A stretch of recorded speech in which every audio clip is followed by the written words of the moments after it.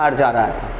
अंग्रेज ने एक तरीका अपनाया था, एक एक करके मारो, चुन चुन करके मारो वाला, है ना, सनी देओल का डायलॉग, एक एक करके मारूंगा, सबको साथ मारूंगा। तो हम लोग देख लेते हैं इस वाले डायलॉग का ही मीन समझ लेते हैं।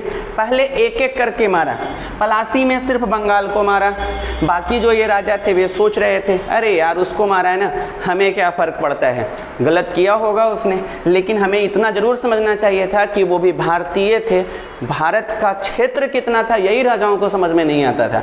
पलासी का युद्ध में बंगाल पिटाया, बढ़िया से मारा, कब्जा किया। बक्सर पे 3 सम्मिलित सेनाओं को हराया, तब भी इन लोगों को समझ में नहीं आ रहा था कि क्या हो रहा है भारत में, ठीक है। मैसूर में टीपू सुल्तान को हराया, समझ में आ गया, और इस तरीके से ये बढ़ रहा था। मराठा बहुत शक्तिशाली था, चाहता तो पूरे देश पर शासन कर सकता था, लेकिन फिर भी ये भी सोचा चलो इन लोगों को मार रहा है ना, हमसे जब भिड़ेगा हम देख लेंगे, हमारी सेना तो बहुत मजबूत है। ओवर कॉन्फिडेंस हमेशा लोगों को गिरा देता है। देखो ये भी गया, अंग्रेज एक एक करके मार रहा था और अपनी शक्तियों को वो क्या कर रहा था, बढ़ाता चला जा रहा था। सिंध को हराया, पंजाब को हराया, समझ में आ गया, सब अकेले लड़ रहे थे। अगर संयुक्त रूप से हो करके लड़ते ना तो अंग्रेजों का शासन भारत पर शायद नहीं होता। एकता में बल होता है, इन लोगों में एकता नहीं था जिसके कारण प्रॉब्लम हो रहा था, समझ में आ गया। तो सबसे पहली बार 1857 में क्या हुआ कि कुछ मिल कर हेलो, मैं मिश्रा और आप सभी सब्सक्राइबर्स का शुक्रिया अदा करता हूँ कि थोड़े थोड़े सब्सक्राइबर्स मेरे बढ़ रहे हैं, ठीक है ना। कोशिश कीजिए थोड़ा सा और भी तेज़ी से बढ़ाइए कि और भी वीडियोज़ में आप लोगों को जानकारी के लिए देता रहूँ, ठीक है। आज मैं जो टॉपिक लेकर के आया हूँ ना वो भारत की आज़ादी जैसे टॉपिक पर हूँ, यानी कि भारत को डोमिनियन स्टेट के बताऊँगा मैं कि डोमिनियन स्टेट क्या होता है, डोमिनियन स्टेट क्या होता है, और फिर पूर्ण स्वराज क्या होता है, स्वराज क्या होता है, समझ में आ रहा है, पूर्ण स्वराज क्या होता है, पूर्ण स्वराज्य क्या होता है, और फिर हम पढ़ेंगे कि स्वतंत्र क्या होता है, और एक और पढ़ेंगे हम लोग गणतंत्र भी पढ़ लेंगे, ठीक है। ये 4 टॉपिक को अभी मैं क्लियर करूँगा आप लोगों को इस वीडियोज़ में, ठीक है, समझ में आ रहा है। तो सबसे पहले तो हम लोग देख लेते हैं कि अगर डोमिनियन स्टेट क्या है, पूर्ण स्वराज क्या है, स्वतंत्र क्या है। तो ये सारे जो भी वीडियो को देख रहे हो उनको पता है भाई स्वतंत्रता क्या है, 1947 में हम लोगों को मिल गया था। लेकिन हम लोग थोड़ा सा देखेंगे कि हम लोग गुलाम कब हो गए थे, ठीक है। 1947 15 अगस्त 1947 को हम लोग स्वतंत्र हो गए थे, आज़ादी मिल गई थी, समझ में आ गया। लेकिन हम लोगों को पहले ये भी तो जानना होगा कि हम लोग गुलाम कब हो गए थे, समझ में आ गया। कब हम लोगों को पता चला कि हम लोग गुलाम भी हो गए, और आखिर गुलाम क्यों हो गए। तो इसके कुछ कारण हैं, उसको थोड़ा सा हम देख लेते हैं कि कारण क्या थे।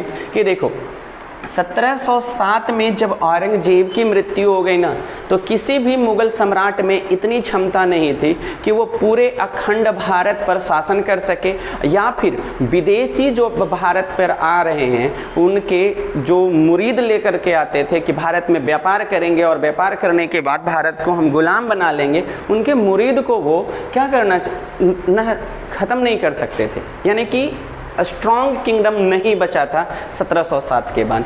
तो अगर देख लिया जाए तो देखो अंग्रेज़ों ने भी बहुत आसानी से काम किया है, समझ में आ गया। 1707 में तो औरंगजेब की निधन हो गया, डेथ हो गया उसका, और फिर किसी भी राजा में इतनी क्षमता नहीं रहा कि विदेशियों को वो रोक सके, समझ में आ रहा है। तो अब इसमें देख लेते हैं कि 1757 में एक लड़ाई हुआ। 1757 की लड़ाई बड़ा फेमस है, इस पर भी मैं बताऊंगा, अब डिटेल क्लासेस दूंगा, उतनी ज़्यादा अभी नहीं पढ़ाऊंगा इस टॉपिक पर। प्लासी का युद्ध हुआ, इसमें अंग्रेज ने बंगाल के राजा को हराया। 1764 ईस्वी में बक्सर का हुआ, समझ में आ गया, बक्सर का युद्ध हुआ। इसमें 3 सम्मिलित राजाओं के सेनाओं को हराया, जिसमें बंगाल था, अवध था और दिल्ली के राजा थे। 1764 में ये यहाँ जीता, समझ में आ गया। फिर देख लेते हैं 1799 में मैसूर को जीता, समझ में आ रहा है। अगर बक्सर में देखा जाए तो उत्तर भारत और पूर्वी भारत को जीता था, समझ में आ रहा है, इतने पर कब्जा कर लिया अंग्रेजों ने। 1799 में मैसूर के राजा टीपू सुल्तान को हराया, समझ में आ गया, ये देखते रह गए। फिर हम एक चीज़ देख लेते हैं 1819 में मराठों को हराया, समझ में आ गया। फिर 1846 में सिंध को हराया, समझ में आ गया। और 1849 में पंजाब को हराया। आखिर ऐसा क्या हो रहा था कि सारे इतने बड़े शक्तिशाली राजा थे और सारे इनसे हार जा रहा था? अंग्रेज ने एक तरीका अपनाया था, एक एक करके मारो, चुन चुन करके मारो वाला, है ना, सनी देओल का डायलॉग, एक एक करके मारूंगा, सबको साथ मारूंगा। तो हम लोग देख लेते हैं इस वाले डायलॉग का ही मीन समझ लेते हैं। पहले एक एक करके मारा, पलासी में सिर्फ बंगाल को मारा, बाकी जो ये राजा थे वे सोच रहे थे अरे यार उसको मारा है ना, हमें क्या फ़र्क पड़ता है, गलत किया होगा उसने, लेकिन हमें इतना ज़रूर समझना चाहिए था कि वो भी भारतीय थे, भारत का क्षेत्र कितना था यही राजाओं को समझ में नहीं आता था। पलासी का युद्ध में बंगाल पिटाया, बढ़िया से मारा, कब्जा किया। बक्सर पे 3 सम्मिलित सेनाओं को हराया। तब भी इन लोगों को समझ में नहीं आ रहा था कि क्या हो रहा है भारत में, ठीक है। मैसूर में टीपू सुल्तान को हराया, समझ में आ गया।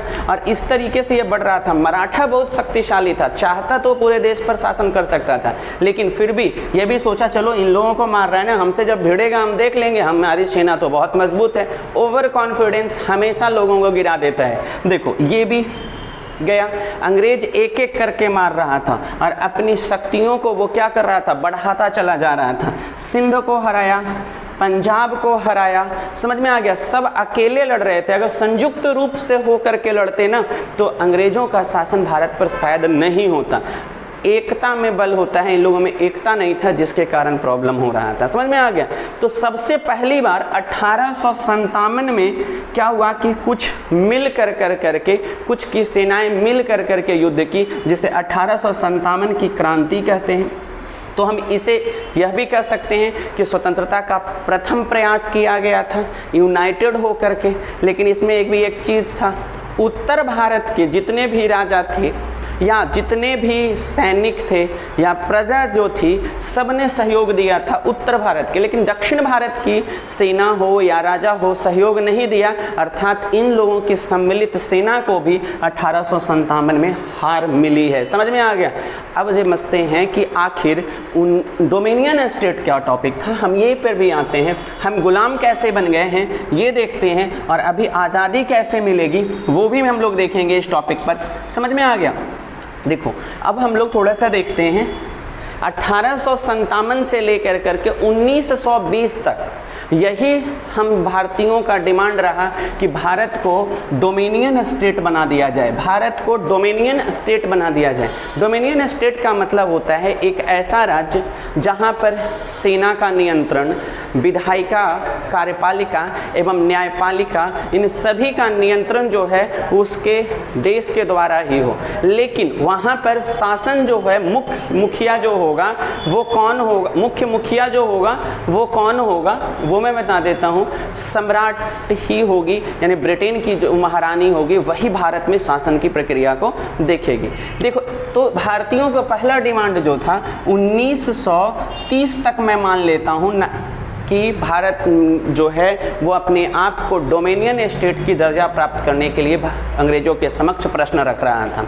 लेकिन क्या था, दिसंबर ठीक है, दिसंबर 1929 में रावी नदी के किनारे, ठीक है ना, आप लोगों को पता होगा इस समय पाकिस्तान का जन्म नहीं हुआ है, रावी नदी हमारे ही देश में बह रही थी, लाहौर के नज़दीक में, समझ में आ रहा है, लाहौर के नज़दीक में रावी नदी के किनारे, समझ में आ गया। यहाँ पर एक लक्ष्य रखा गया कि भारत को अब डोमिनियन स्टेट नहीं कहा जाए, डोमिनियन स्टेट का दर्जा नहीं लेगा, डोमिनियन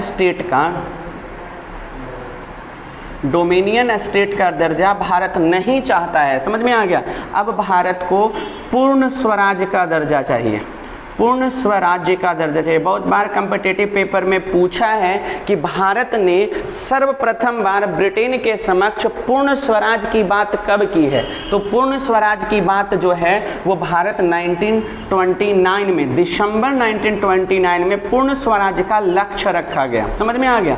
और इसके जस्ट बाद 26 जनवरी, समझ में आ रहा है, 26 जनवरी 1930 को इसकी बात की मांग अंग्रेजों के समक्ष रख दिया गया और भारत के झंडा को रावी नदी के किनारे लाहौर में फहराया गया और इसे प्रथम स्वतंत्रता दिवस के रूप में भी मना लिया गया, समझ में आ गया। 26 जनवरी 1930 को ऐसा मनाया गया, लेकिन हम लोगों को स्वतंत्रता मिली नहीं है। पंडित जवाहरलाल नेहरू ने झंडा फहराया है, ऐसी बात कही है कि हमें अब डोमिनियन स्टेट नहीं, पूर्ण स्वतंत्रता चाहिए, अर्थात राष्ट्राध्यक्ष की भी नियुक्ति हम भारतीय ही करेंगे, चाहे हम प्रत्यक्ष तरीके से करें या अप्रत्यक्ष तरीके से करेंगे। बाद में हम लोग जानेंगे कि हम लोग अपने राष्ट्राध्यक्ष का चुनाव कैसे करते हैं। 30 जनवरी 1950 को अब हम लोग देख लेते हैं कि भारत को अब क्या चाहिए था, पूर्ण स्वराज चाहिए था। समझ में आ गया, डोमिनियन स्टेट नहीं चाहिए था। लेकिन अब भारत जो है वो 15 अगस्त 1947 को स्वतंत्र हो गया। तो स्वतंत्र होने का मतलब क्या था, ये एक देश बना क्या, गणतंत्र बना क्या, गणतंत्र कब बना ये भी हम थोड़ा सा देख लेंगे। संविधान क्या होता है ये भी हम लोग अभी जानेंगे थोड़ा सा।